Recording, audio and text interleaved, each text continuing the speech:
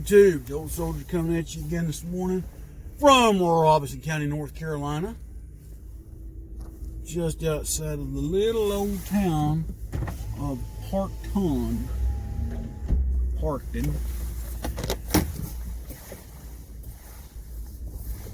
On a cool morning, not cold. It's supposed to get like 78 degrees today. Here, kind of in a little, what I call early fall warm spell, or some people would call the last dose of summer. Either way it goes, we are in October. We got a warm spell kicking in. Next week, look at the forecast. Temperature's going to take another dip. But anyway,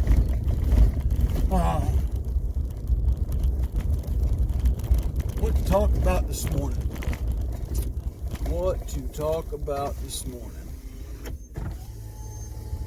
There's a whole host of subjects and topics we could talk about. From prepping to shooting, to military history, to politics, to, you know, everything with sugar and spice and makes girls nice. But probably gonna stay on the old political bandwagon for a minute or four, and I'm gonna say that to say this. Apparently the hip-hop, bebop, rap artist, whatever he calls himself, actor, he has done some acting, 50 Cent, supposedly has come out and said that he's supporting Trump.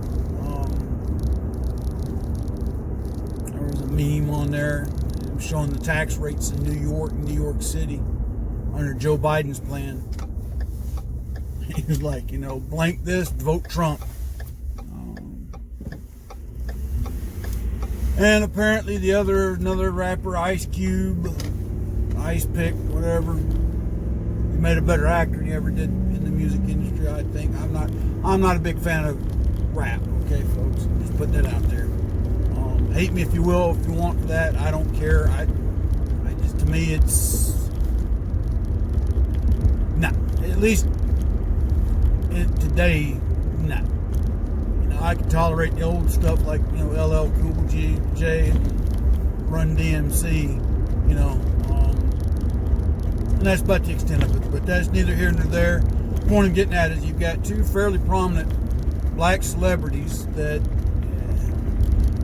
one has come out basically saying he's supporting Trump. The other's just come out saying that he wants to be an independent thinker and that, you know, his vote is not going to be given away because, you know, blase whatever. And he caught flack for meeting with the Republicans to discuss a plan that he has, you know. And they did the same thing to Steve Harvey when he met with the president shortly after he had been elected. Not that Steve Harvey supports Donald Trump, but he went and met with him because the president asked him to. The man left, you know, during their crucified the guy. And now they're criticizing Ice Cube for doing the same thing, you know. And I'm bringing this out to further emphasize the intolerance of the opposition to liberty and freedom. Notice I said liberty and freedom.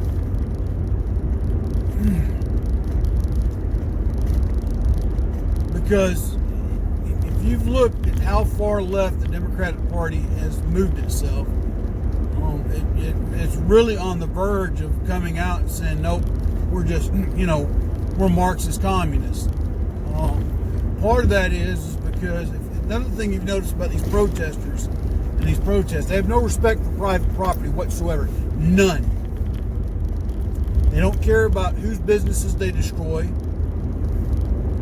They do so in the name of freedom, so they say, in the name of fairness and equality, they say. They're always complaining about the rich.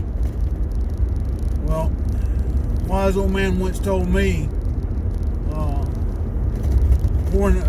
poor man never gave another poor man a job. Take that for what it's worth and for what you will. But the whole thing about destruction of private property, that's another point of communism. They don't want you to have private property at all. We've talked about this before. We even talked about how Lenin realized that, we got to let them do some things for themselves and make a little bit of a profit. Let them hire people and pay wages in order to keep his economy afloat. Stalin's the one that kind of come in and really hammered back to the basics, and we all saw what happened under Stalin's version of communism. Not to mention that Stalin was just as greedy and corrupt as many of today's modern politicians are, but he was also very shrewd. Kind of knew how to play the field to get what he wanted.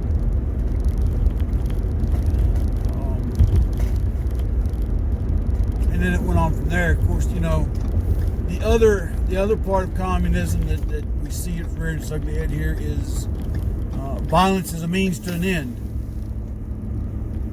Okay? Using violence as a means to an end.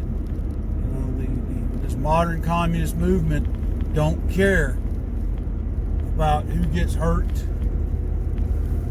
And the other thing that you'll see too, when they get caught or somebody attacks them back, the first thing they want is they want their rights. They want their due process in the court of law. Well, wait a minute. I thought you were trying to take the whole system down, people. You can't have your cake and eat it too. I thought that was the whole thing up there in Seattle when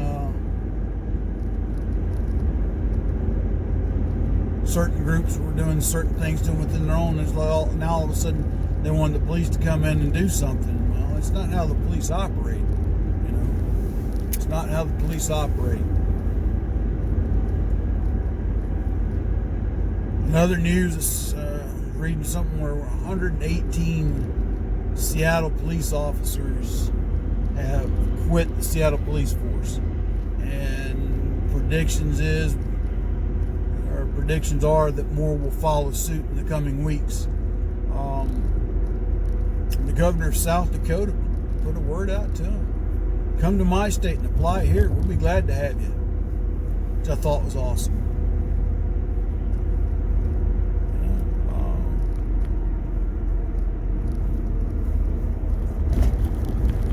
What I'm hoping to see in Seattle, but probably won't happen, what I'm hoping to see is that in the elections, that their entire city municipal structure will be voted out, for one, and two, a new governor in that state come into power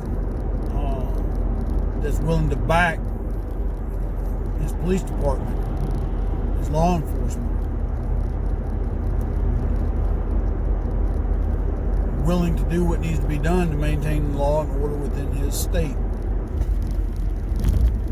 Whether that happens or not will remain to be seen, but we shall see. Casey on this morning, but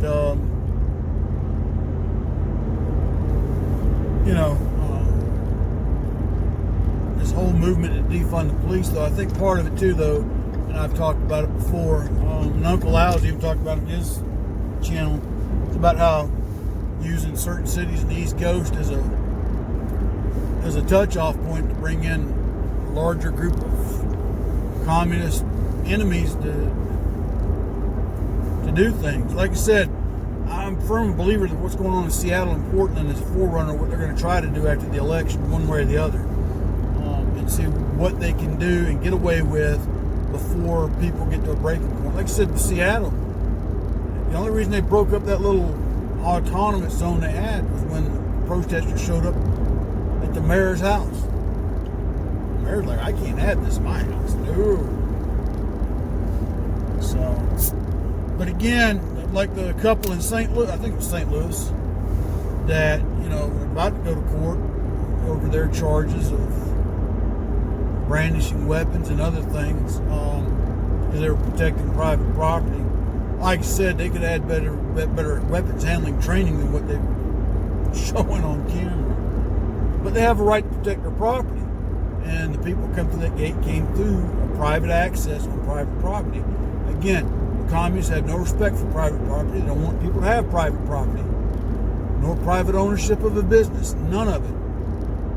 They think that, people are supposed to go work jobs for their amusement and their pleasure, and then they're supposed to go off and have these philosophical ideas of, peace, love, and prosperity, and that's going to save the day. Because if you look at a lot of these Antifa punks, guess what they are, punks, and the BLM movement, and even some of these lame duck politicians that are floating out there, none of them have ever really worked a day in their life. A lot of them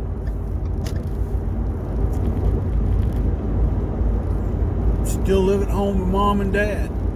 A lot of them live off government subsistence solely and entirely, and think that's the way it ought to be. And I really love how they say they're anti-fascist. You're fascist. Just go look in the mirror. You're doing exactly what Hitler did with his brown shirts. Doing exactly what Mussolini did with his black shirts. Doing exactly what the Bolsheviks did.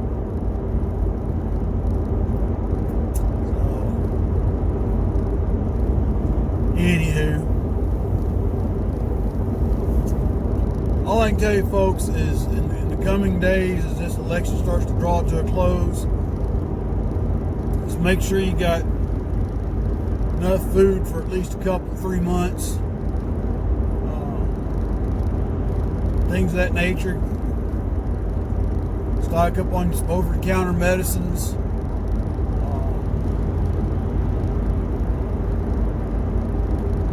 Just be prepared for the worst case scenario and pray nothing like it happens. Because if you look at what they've been doing, blocking interstates, disrupting commerce, then you throw the fact that, they've made this whole COVID thing what it is. And there's a lot of factories that still haven't got back to work. It's only going to compound the situation. But hopefully somebody will stand up here soon and say, look, enough's enough. People are going to contract this one way or the other. And again, I'm not wishing anybody to get sick with this virus. I'm not wishing anybody to die from this virus. I've got my own thoughts about it. I think part of it, we're not being told the whole story on it. For whatever reason.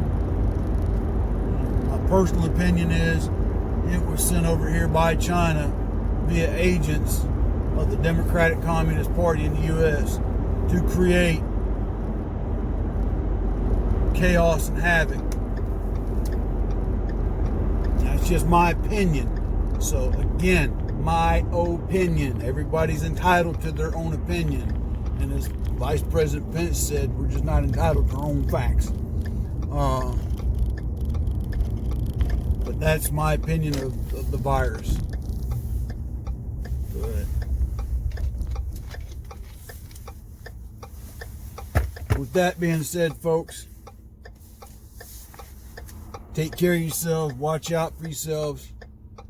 Get yourselves prepared as best you can.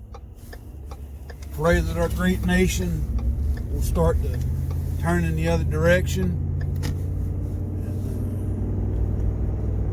Be as ready as you can. Until tomorrow, God bless, take care. See you, old soldier out.